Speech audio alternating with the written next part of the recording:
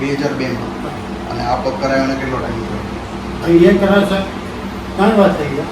તો આ 3 વર્ષથી તમે પગ પહેરો છો, કંઈ તકલીફ પડે છે? ના સર, કોઈ નથી, કોઈ ચાલવાનું સર પહેલાં બહુ મજા આવે. બહુ મજા આવે છે.